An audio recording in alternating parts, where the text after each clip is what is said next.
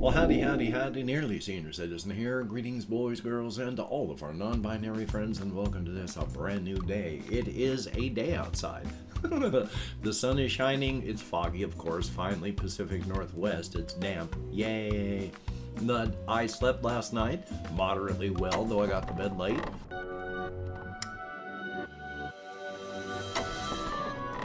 Did my walkies last night, and it was a chill night with wind. Very, very pleasant. So hopefully you had a pleasant day yesterday. And it's President's Day here in the United States. I don't know what is open or closed because of that. Thumbs up. Still, hopefully your day is going to be a good one. And of course, front-loading the videos. Hey, if you could toss me a like, that'd be awesome. If you could subscribe to the channel, that would be very cool. If you could leave me a comment, that would be double plus good. And I would like to thank each and every one of my Patreon patrons, literally able to keep me and my aging pet alive. My rent takes up almost my entire disability check. Without these people's help, I and my aging pet would be hosed like Christmas monkeys. If you would like to help me and my pet not be hosed like Christmas monkeys, there we go, catching my throat, then I have links to my Patreon in the video description, along with a PayPal for possible donations, an Amazon wishlist link with things like pet food on it, and I used to have a post office box that's going away at the end of the month. My world is getting smaller and smaller. Yay! The price of the post office boxes has gone insane. It's more than doubled in the past several years I've had it, so thumbs up. Still though, front-loading a video is over. Yay! Thank you very much, each and every person who watches these videos. It is appreciated. I know my reach is not very big. I just want to entertain people and keep myself from going nuts. I started up my channel to help my mental health after the death of my wife. So it's a major pillar of keeping myself sane. So thank you very much if you are one of those who watches. It is appreciated. Now, of course, I want to talk about this, the Uncle Bonbon sandwich sales today. This one is just limited. You know, it is a one-day only sale because, come on, John Feldmann, he's only one guy. Yeah, I mean, they chased him down and they broke him down for parts. And really, there's only so many parts you can break one person down into. So a lot of the stands got a little bit of John Feldmann, and it's a one-day special. Thumbs up for that.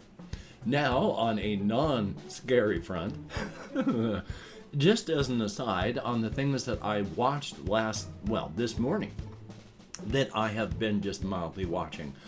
There's this one channel called MK.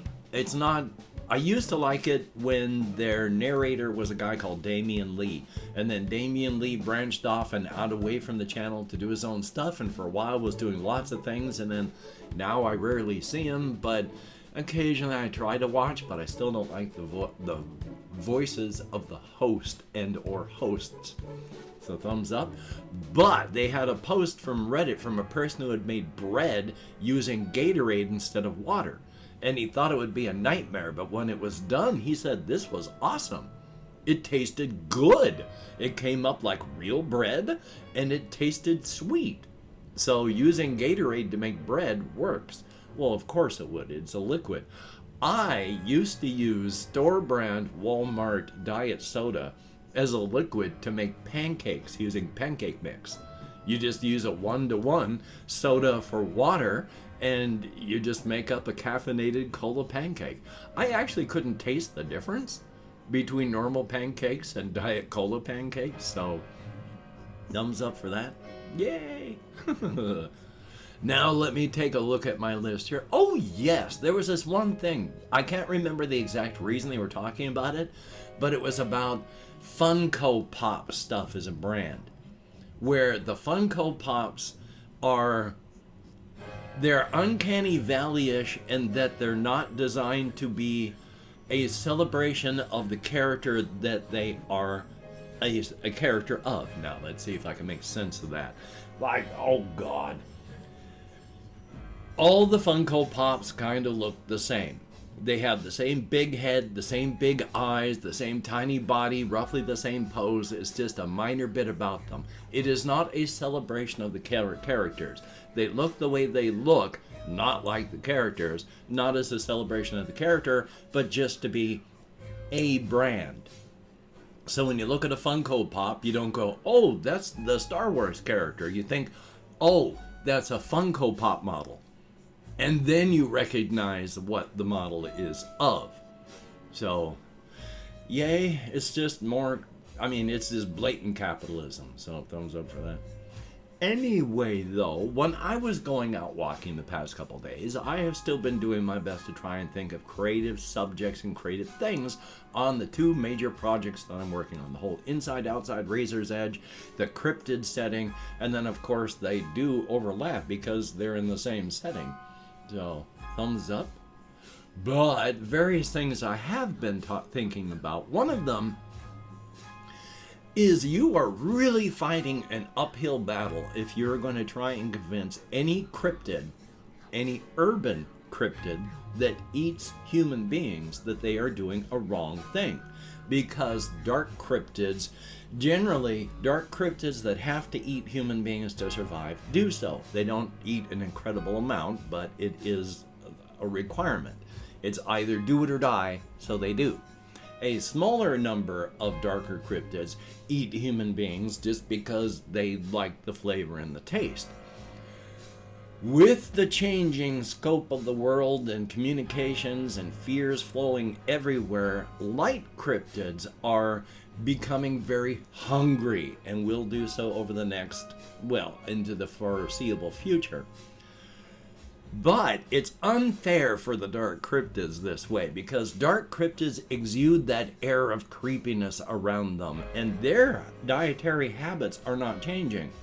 A dark cryptid who has to eat 3 human beings a year will still need to eat 3 human beings a year.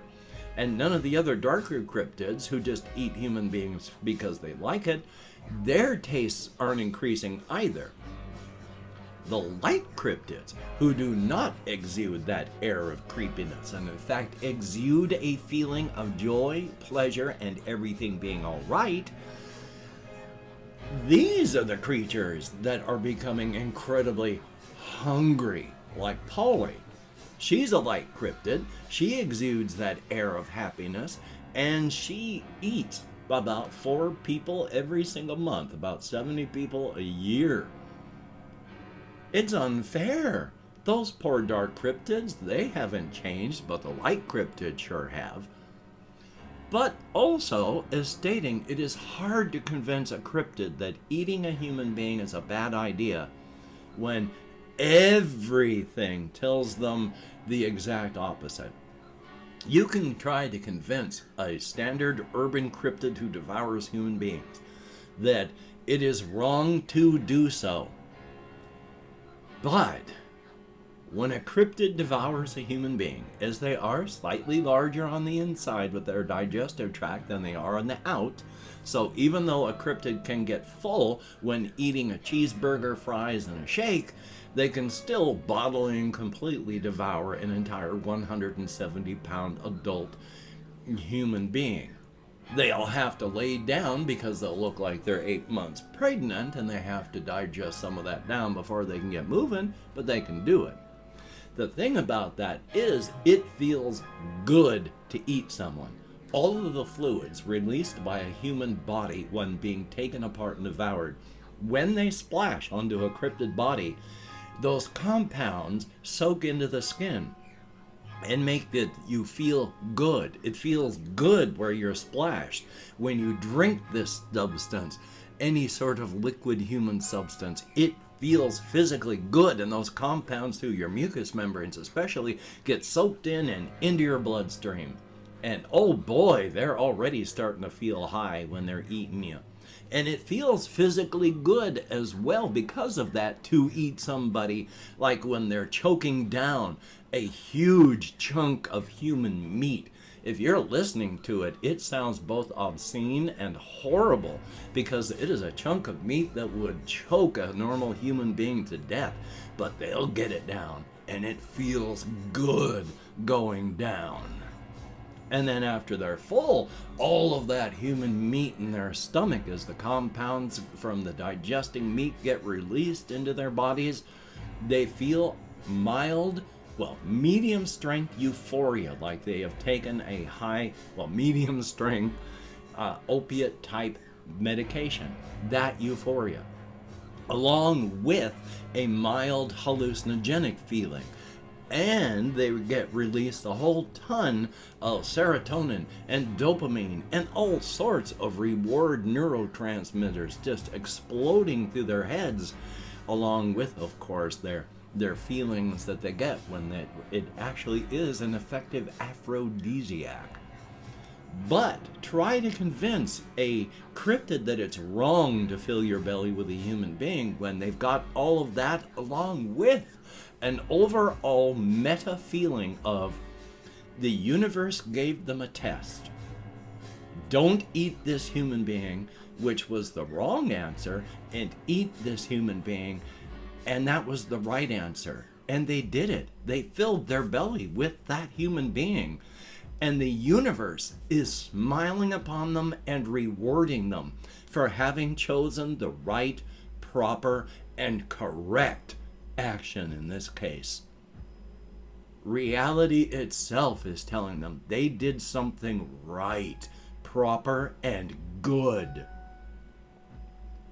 So try to convince them that they're actually doing something wrong. I think you're really fighting an uphill battle there. And of course, I was thinking of other types of cryptids and places and things. Like, I've mentioned how there's like dark cryptid carnivals. There would be more than that when you follow within your nature. I was thinking of an actual story that I want to do, where this person, a younger person, has their own recreational vehicle because of money that they had, looking online stuff of people living minimalist lives and traveling around the country and live streaming. He wanted to do that. But he got his recreational vehicle and started traveling, and then discovered he didn't even want to live stream. He just wants to explore. And he finds in the middle of nowhere a 2-pad RV park.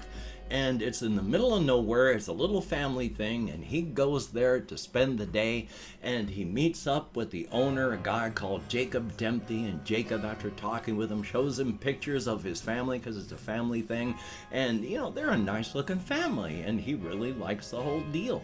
Goes out, sets up his RV on the pad. While he's doing that, another RV actually shows up. And then as he's got everything fixed up, one of Jacob Dempsey's daughters comes up and invites him to a cookout that they're going to have later that night with an actual fire and food, and they're going to be singing, and it's going to be fun. And they're inviting David Halloran, which is the guy that's driving around in the RV. So when he takes a nap and wakes up, it's to the best smelling stuff he has ever tasted being grilled. And he feels weird, been feeling weird all day, but a good weird. He feels really, really good. But it's like down is kind of shifting underneath his feet. So it's not just straight, it's kind of moving around. And he just feels kind of like he took too many edibles. Feels really good, but things are off. And he's eating the food. The steak is amazing, and it's just awesome. The guy cooked it perfectly because there's resistance with fork and knife, but he puts it into his mouth and it just melts, just falls apart underneath his teeth and on his tongue, and is delicious. And later on, when he asks where the other driver is, of course, Jacob Dempsey has been dancing around the subject until it's like, well, he is here. And of course, David Halloran finally comes up with, wait a minute, are you making just a bad joke that we're eating the driver of the other vehicle? Or are we actually eating the driver of the other vehicle? To which Jacob Dempsey just says something along the lines of, you know what the answer is. You know what the answer is. You are our honored guest. This is delicious food, is it not? And he says, oh my God, we are. Are you going to hurt and kill me? Are you going to eat me too? To which is, no, you are an honored guest. And he doesn't feel worried or threatened or in fear, and in fact spends the rest of the night just having a great time with the family, having seconds and thirds of this steaks made of the driver of the other vehicle, and even remembers helping to drink and finish off an entire gallon jug of human blood. And when he wakes up the next day, the other vehicle is gone. He can't find the family, but there's a nice big cooler just filled with human meat and gallons of human blood, just saying, you were our honored guest. You are going to have a new and exciting life. We are happy and proud to have been there on the beginning of your journey. These should last you 2 to 5 days. And yeah, he picks up a piece of the meat, cuts off the resistance. You know, it's cold, pops it into his mouth, and still, it's like eating a marshmallow that is absolutely delicious. So yeah, it takes him a couple days, but he drinks all the gallons of blood and eats all the meat and continues traveling around the U.S. His third eye has opened. He's not a cryptid. He's just an individual whose third eye is open. And that's the story as he gets the stuff and then just leaves. No real explanation of what's happened or what's going on or who those people were, because these are slice of life stories, not crescendo, the start, build up, crescendo, and then the flow off at the end. No, these are slice of life things. But I thought that would be a cool story. The other one that I've got is with the idea I've had of created cryptids. There would be places, because energy, the cryptid energy and extra universal energies in this setting, they can flow like water. And cryptid energies will flow into places, sometimes for gravity, sometimes they flow into places just where there are people, and it's like up on a hill. So they don't really follow normal rules of fluid dynamics, but they act very fluidly. And fears and such can cause created cryptids. There are vanished towns, have been vanished towns all throughout human history. Created cryptids can be vanished towns, where all that energy and all the fears in a local area, it can go away. Sort of. I figure there's a town called Tarkin, where about 175 years ago, in the southeastern U.S., this little town vanished. And when people went there, it was gone. Not like it was taken apart, not like it was burned down and destroyed, just like it had never been there. And now, in modern times, yeah, it is still a created cryptid place. The whole town, like many other vanished towns, is a cryptid place. The people inside of it weren't cryptids themselves. You would still have bodily autonomy and agency if this happens to you, but you are less a cryptid person and more just a part of the organism that keeps the town alive now. If you get too far away from this nexus place, you will just cease to exist. These people that live there and their descendants right now, they live lives that we don't understand. It was in the late 1700s when this place disappeared. If you go to Tarkin now and you get roped in, it looks modern. It is non-chronological time. There is temporal damage. Things are strange and weird. Yeah, they're like Silent Hill, the video game, except in the cryptid setting. Sometimes you get roped in because you have a desire to punish yourself, and the created cryptid town will give you that opportunity. Sometimes the town is going to punish you. Sometimes you're roped in for other esoteric reasons you don't understand, and then there are those who are the innocent victims, where what happens to them happens because of what's up here in their heads. Yeah, you can make it out alive, and it'll be like you went through the meat grinder and came out the other side in a positive fashion. You've taken damage, but it's like a Hallmark movie. So yeah, there are all sorts of created cryptid vanished towns like that. Let's hope you don't get pulled into one. And I've opened up 24 hours worth of comments in my community tab. Going to go through and thank however many people have left me comments in the past 24 hours. If I mispronounce the username, no disrespect is intended, and even though I count American Sign Language, well, We have Jesse Koskinen, who has a day off very soon. Thumbs up. It's always a good thing. There is Matt, greatly appreciated. And Flora Mew, thumbs up. Thank you very much. And oh boy, double plus good and double plus ungood. There, excuse me. J-A-Y-Y. Let's see. There was Jesse, Matt, Flora Mew, J-A-Y-Y. Thumbs up. Thank you. There is IKUQXS. Thumbs up.